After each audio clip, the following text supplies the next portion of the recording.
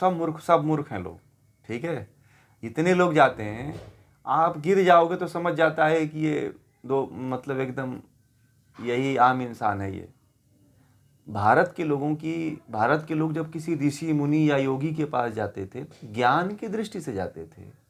कोई पैर छूने और कोई ये पैर दबाने या कुछ चढ़ावा चढ़ाने के लिए नहीं जाता था। अब 2 4 10 सालों में पूरा ट्रेंड बदल गया। अब कोई जाता है तो मत्था टेकने जाता है। अरे मत्था टेकने से क्या होगा भाई, अपनी समस्या लेके जाओ। और दूसरी बात है कि जो आपकी समस्याओं को नहीं सुनता वो योगी है ही नहीं। राम जब जाते थे किसी आश्रम में, तो जिन जिन आश्रमों में गए हैं राम, और आप लोग रामायण का आरण्य कांड पढ़िएगा, कभी समय मिले तो आरण्यक कांड पढ़िएगा। उसमें पूरा ये वर्णन है कि राम जो है जिस योगी के आश्रम में जाते थे, ऋषि के आश्रम में जाते थे, कुछ प्रश्न करते थे। ये नहीं कि वहाँ पे जा करके मत्था टेक देते थे और चरण को पकड़ लेते थे और वहाँ से चल देते थे, हो गया, दया इनकी कृपा हो जाएगी, अंदरूनी हमको पावर दे देंगे। ये ऐसा कोई थोड़ी पावर है। आप जाते हो किसी योगी के पास तो उसे ज्ञान लो ना। परंतु आज के योगी ऐसे हैं ना, ज्ञान देते भी नहीं है, भगा देते हैं, ठीक है।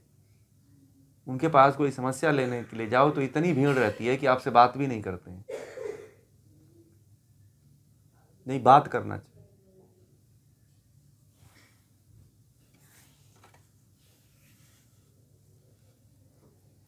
नहीं, वो सिद्धियों को प्राप्त थे, परंतु वो किसी सिद्धि को प्रकट नहीं करते, तुच्छ समझते थे सिद्धियों का प्रयोग करना हो। अरे बुद्ध पुरुष का मतलब कई चीज होता है ना। बुद्ध पुरुष का मतलब कि भगवान बुद्ध थोड़ी। बुद्ध का मतलब कि बुद्ध क्या है, जो बुद्धि के उच्चतम स्तर को प्राप्त कर चुका है। तो अभी विवेक को प्राप्त किया है, अभी परमात्मा मोक्ष को थोड़ी प्राप्त किया है। भगवान बुद्ध मुक्त।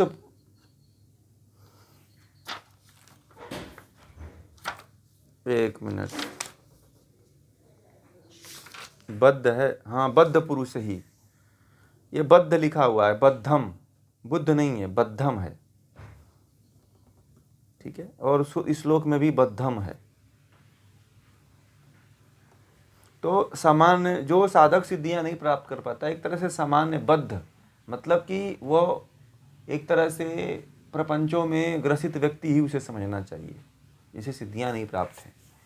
तो सिद्धियां, देखिए, सिद्धियां जो प्राप्त कर लेता है वो कभी कभी भी प्रकट नहीं करता है। और आप किसी, अभी अविनाश जी ने जो प्रश्न किया उस पर हम बात करेंगे। तो किसी साधक के पास जाएंगे, यदि आप किसी योगी के पास जाते हैं तो आप अपनी समस्याओं को लेकर के जाओ, जो आप चाहते हो होना। कुछ मांगने मत जाओ, या उससे प्रभावित होकर के उसके चरणों में मत गिरो। योगी कहता है कि मुझसे मत प्रभावित होना, क्योंकि तेरे ऊपर कुछ जाल, मेरे प्रभाव से मुझे देख करके तुम प्रभावित हो गए तो मैं खुश होने वाला नहीं। योगी का एक लक्षण होता है, ये फिल्मों में चलता है, प्रभावित होना और उसके ऊपर फिदा हो जाना, ठीक है। योगी के पास जाओ तो कभी आकर्षित मत होना, हमेशा समस्याओं को लेके जाना। तो उस समस्याओं का निराकरण योगी करता है। आप यदि प्रभावित हो गई, पहले ही जाकर के मत्था गिरा दिया, तब वो समझ जाता है कि भेड़ है, वो जान जाता है कि भेड़िया चाल चलता है, ठीक है। तो भेड़िए वालों को वो योगी जो है भेड़िया ही समझता है, फिर अपने करीब झटकने नहीं देता है वो। आप कितनी भी श्रद्धा उसके पास लेके जाओ, आपको भेड़ की ही कैटेगरी में रखता है वो। समझ रहे हैं? जो मैं आप लोगों को कला सिखा रहा हूं ना, संवाद की कला, यही योगियों से रूबरू होने का एक, समझिए कि कला है। यह अनादिकाल से चली आ रही कला है। जो संवाद नहीं कर पाता है वो अध्यात्म को सीख ही नहीं पाता है। जो संवाद कर लेता है वही आध्यात्मिक होता है। मैं बार बार कहता हूँ इस चीज़ को। पहले ही आप प्रभावित हो गए फिल्मों की तरह, तब तो गए काम से। किसी व्यक्ति से तुरंत नहीं प्रभावित होना चाहिए कि हमारे पड़ोस में है, वो जाते हैं तो फलाने, तो जा करके माथा पैर पे ही गिर जाते हैं, ठीक है। एक लड़का है, हाँ, नहीं मानना है। एक लड़का है, हमको एक व्यक्ति के पास ले गया। तो वो कोई साधु थे। साहब जितने उसके साथ गए थे सब पर चरणों में गिर गए। मैं दूर से ही नमस्कार किया। मैंने प्रश्न शुरू किया उनसे। अब वो जितने मैंने प्रश्न किया उतने क्रोधित होता चला जाता था। ठीक है, मेरी उसे 15 मिनट बात हुई और वो बहुत गुस्सा में हो गया। जो उसको लेके गया था उसको बुलाया अकेले, तो कहा कि तू इसको क्यों लेकर आया, ये तो मेरा दिमाग खा गया है। तो मैं उनसे पहले ही कहा था कि तुम मुझे ले चलना और मैं केवल प्रश्न करूंगा और देखता हूँ कि ये कितना, तुम इतना इनको मानते हो, इनको तुम गुरु मानते हो, ये कहते हो कि हमारे परम गुरु हैं। क्या था कि मैं उनके गुरु का पहले ही बोल देता था कि तुम्हारा गुरु ऐसा नहीं है, देखने में ही लगता है ऐसा कि ये झंडू आदमी है। ठीक है, और जितने भी मैंने प्रश्न किए थे वो सारे रिकॉर्डिंग थे, एक भी प्रश्न सही नहीं थे। मैंने ला करके उनको सुनाया, कहा कि देखो तुम्हारा यही गुरु, तुम इसी को कह रहे हो कि मेरा परम गुरु है। तुम लोग कहाँ फंस जाते हो यार। अब पढ़े लिखे थे, मैं बताऊं, पढ़े लिखे लोग थे जो हमें लेके गए थे। कहे कि थोड़ा चलो तो मेरे एक गुरु जी हैं, उनसे मिलना है। ठीक है, तो मैंने कहा गुरु की पहचान पता है? और जानते हैं ये 2010 की बात है। ठीक है, ये 2010 की बात है। आज कितने साल हो गए? 13 साल हो गए, हो गया ना। 13 साल पहले की बात बता रहा हूं मैं। 2010 में हम लोग गए थे और वो हमें लेके गया था सन्यासी गली है हरिद्वार में, कनखल में वो जगह है सन्यासी गली नाम की। तो वहीं पे एक बाबा रहता था। तो वहाँ पे मुझे 3 दोस्त थे हमारे, वो लेके गए थे और वो बड़ी बुरी तरह से उसकी श्रद्धा एकदम, उनको एकदम पागल हो गए थे उस साधु के चक्कर में, उस योगी। अरे उसका बहुत ताम झाम था।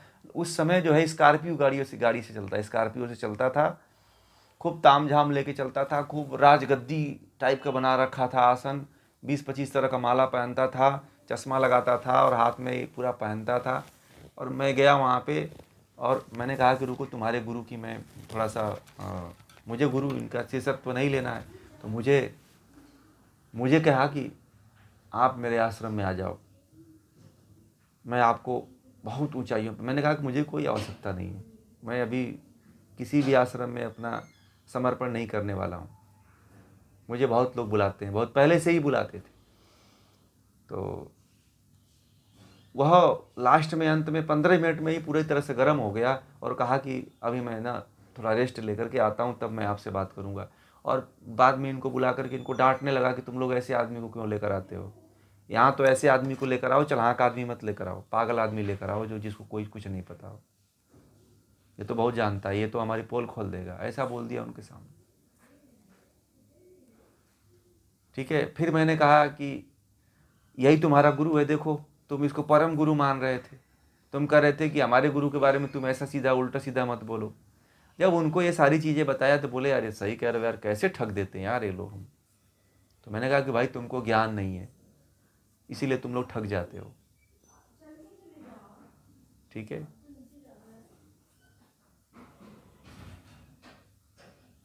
वह कोरी कल्पनाओं में छिपा रहता था, डूबा रहता था वो जो उसका गुरु था।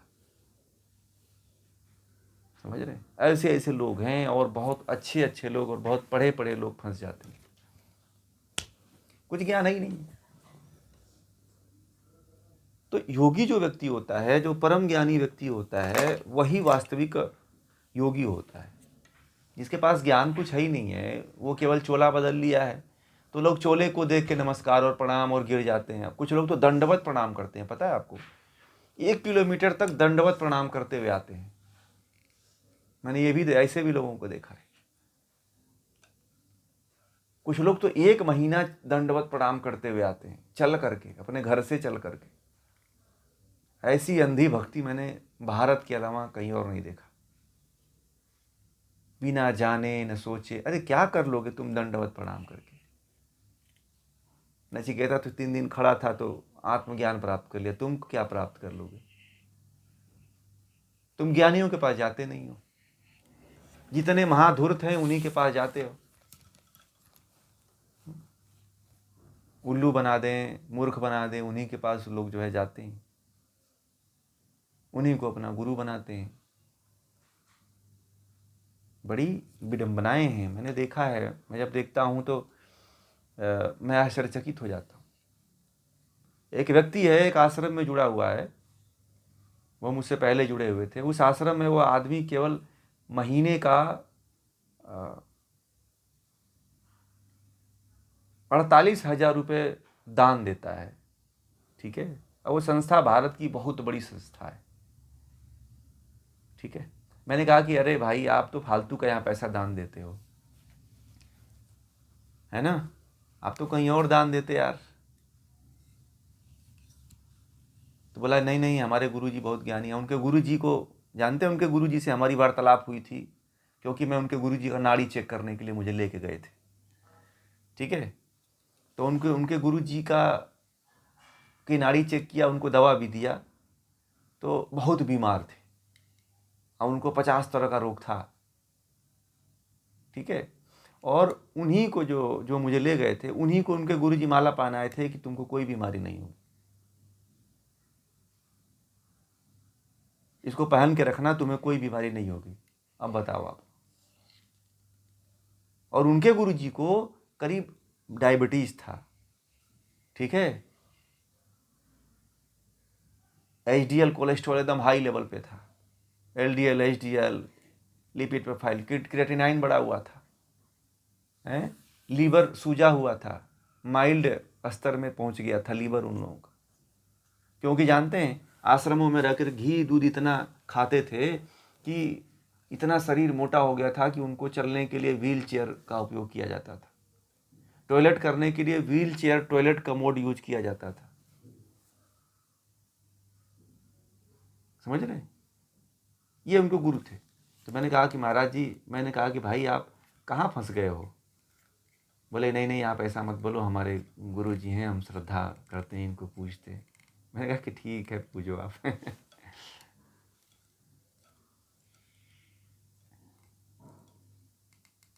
समझ रहे हैं, ये स्थिति है। लोग ऐसे ऐसे फंसे हैं, ऐसे ऐसे जगहों पे लोग जा करके गिरे हुए हैं, आप कल्पना नहीं करोगे आप लोग।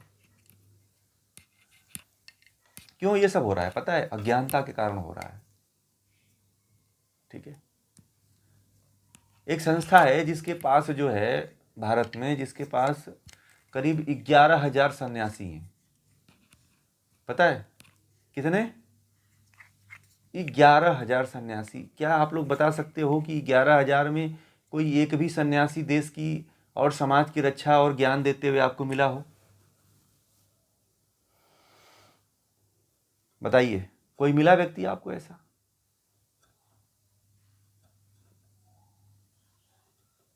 समझिए कितना बड़ा व्यापार चल रहा है।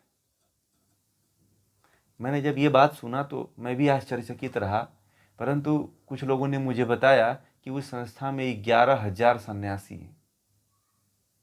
और को केवल अभी एक राज्य की बात बता रहा हूँ, अभी कुल छोड़ के बता रहा हूँ।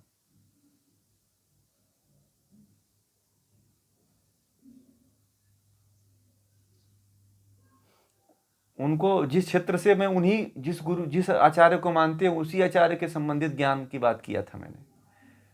उनके भी गुरु ज्ञानी हठयोगी थे, हठयोगियों से ज्ञान लिए थे, ठीक है। हम नाम नहीं लेना चाहता हूँ, ठीक है, परंतु उनके भी गुरु हठयोगियों से ज्ञान लिए थे हिमालय में जाकर के। मैंने पूछा था कि आपके गुरु तो ज्ञान लिए थे, आप लोग तो कुछ करते ही नहीं हो, आप लोग तो केवल आरती करते हो और माला फेरते हो, तो आप लोग कैसे गुरु की साधना करोगे? तो चुप हो गए, वो उसका भी जवाब नहीं दिए। तो बोले कि हमें इतना ही बताया गया है, हमें इतना ही कहा गया है कि नाम जप करो, कीर्तन करो, फलाना करो, फोटो रख के पूजो, मोबाइल में देख के पूजो, माला जपो, दिन भर यही करो।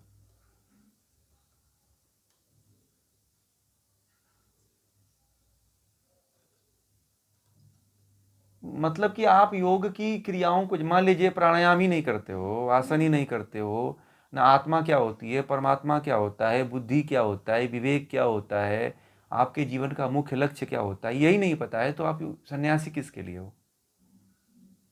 समाज में आपका दायित्व क्या है? समाज में आपको क्या करना चाहिए? सन्यासी का मतलब क्या है? सन्यासी का मतलब कि संस्थागत थोड़ी होता है कि जो संस्था ने आपको सन्यास दे दिया उसी में काम करोगे आप। आजकल तो सन्यासी भी संस्थागत होते हैं। समझ रहे हैं? सन्यासी का मतलब होता है कि सार्वभौम होता है, सबके लिए होता है। सन्यासी कभी संस्थागत नहीं होता है, नोट कर लीजिएगा इसको, ठीक है। परंतु आज के जो सन्यासी होते हैं वो तो संस्थागत होते हैं, संस्थाओं में बस रह करके काम, अपनी संस्था के लिए ही काम करते हैं।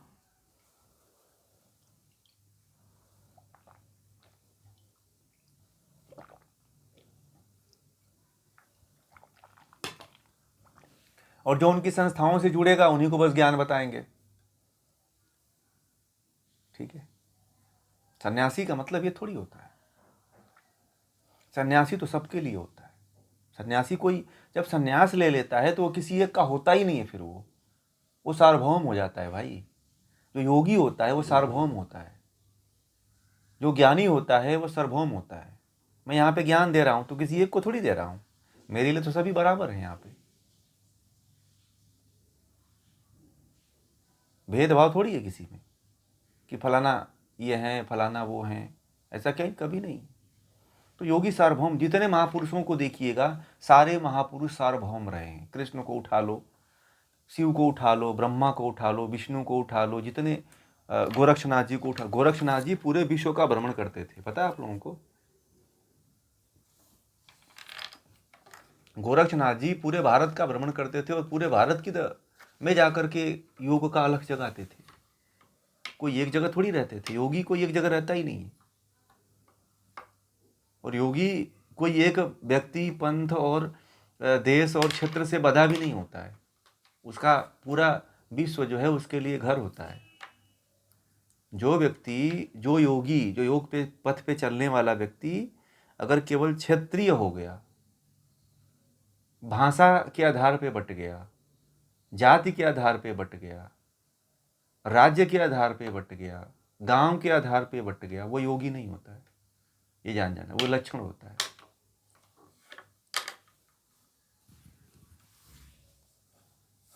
सार्वभौमिक अपने आप को रखिए, कभी भी एक जगह, एक व्यक्ति से, एक क्षेत्र से, एक राज्य से, एक भाषा से मत बांध के रखिए, सार्वभौम रखिए। राम ने अपने आप को एक जगह नहीं बांधा, पूरे विश्व तक अपने आप को फैलाया। कृष्ण ने अपने आप को एक जगह नहीं बांधा, पूरे विश्व तक फैलाया।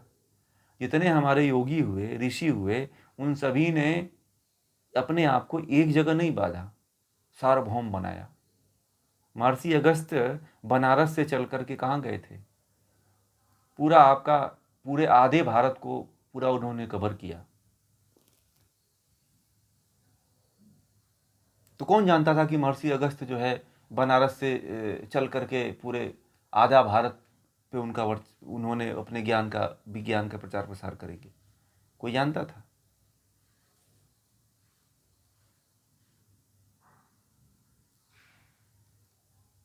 भगवान शिव जो है को कोई थोड़ी जानता था कि हिमालय में बस रहते थे, वो काशी में आके रहते थे, भारत के हर कोने कोने में जाके रहते थे। हर जगह वो ज्ञान विज्ञान आदि जितना उसका प्रचार प्रसार किया करते थे। और कोई भी योगी देख लो जो वास्तविक बड़े स्तर का योगी है, वह निम्न धरातल पे एक क्षेत्रीय नहीं होता है, सार्वभौमिक होता है, सब जगह व्याप्त होता है। परंतु आजकल के लोग तो क्षेत्रीय होते हैं, प्रादेशिक होते हैं। हमारा ऐसा सिद्धांत नहीं है, हमें तो सार्वभौमिक कार्य करना है। हमारे देश के ऋषियों का एक स्लोगन रहा है कि वसुधैव कुटुंबकम। ये पूरा विश्व ही क्या है? मेरा परिवार है। क्या है? कि ये पूरा विश्व ही मेरा परिवार है। अब समझ जाओ, कोई एक चीज को नहीं कहा, पूरा विश्व को ऋषियों ने कहा है कि ये मेरा परिवार है। हम लोग तो छोटे छोटे जगहों पे सीमित हो जाते हैं। अब उन ऋषियों की सोच को आप लोग देखो, कितनी बड़ी सोच थी। वसुधैव कुटुंबकम, इस छोटा सा शब्द है, परंतु जब सुनने के बाद पूरी ऊर्जा भर देता है कि एक तुम्हारा पूरा विश्व ही तुम्हारा है, पूरा परिवार है। और हमें पूरा परिवार, पूरे विश्व के लिए काम करना चाहिए, न कि किसी सीमित जगह के लिए, सीमित वस्तु के लिए, सीमित लोगों के लिए। ये ज्ञान जो आप लोग पढ़ रहे हैं किसी एक व्यक्ति के लिए थोड़ी है, सभी के लिए, हर पंथ के लिए, हर मजहब के लिए, हर धर्म के लिए, हर राज्य के लिए, छोटी ऊंच नीच सबके लिए है, इसमें कोई भेदभाव थोड़ी है। परमात्मा ने सबको बराबर न्याय दिया है और सबको एक ही ज्ञान दिया है कि सब एक ही ज्ञान लेकर के परमात्मा की प्राप्ति करें। परमात्मा विश्व में एक ही राज्य, एक ही धर्म और एक ही आध्यात्म है, ईश्वर की प्राप्ति। बाकी दुनिया में कोई भी नहीं चलता है राज्य साम्राज्य। ये पंथ, ये मजहब आपको केवल बांटते हैं, ठीक है, बांट करके क्षेत्र भी आपको बांट देता है, राज्य भी आपको बांट देता है, ठीक है। परंतु ज्ञान एक ऐसा पदार्थ है जो आपको सार्वभौमिक बनाता है, ठीक है। तो इस चीज़ को आप लोग आत्मसात करिए।